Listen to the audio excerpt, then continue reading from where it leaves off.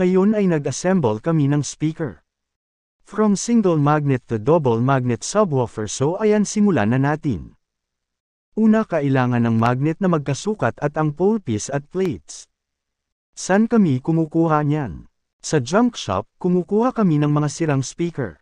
At pagkatapos ay gumawa na kami ng voice coil. Dapat high temp ang pandikit para di agad masunog. Tapos assemblean na natin. Ang kanyang spider ay doble din para mapigilan ang sobrang paggalaw ng speaker. So ayan na, nagawa na natin. Para may testing, gumawa na din ako ng box pang tricycle at nilagyan ng texture at coating para di agad masira ng ulan. Tapos dahil turok na akong test engine, patugtugan na natin. Pasensya na sa music kung mabagal para hindi ma-copyright.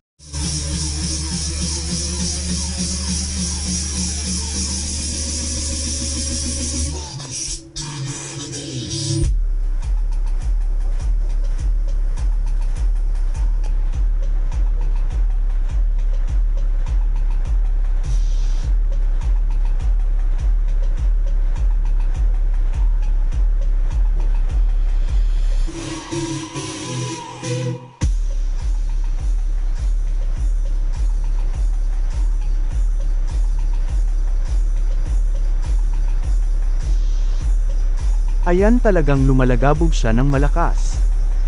Tapos gumawa na din kami ng mid-range speaker para hindi puro bagbog-bogbog at bum-bum-bum ang tunog. Ha ha ha. At eto na ang resulta.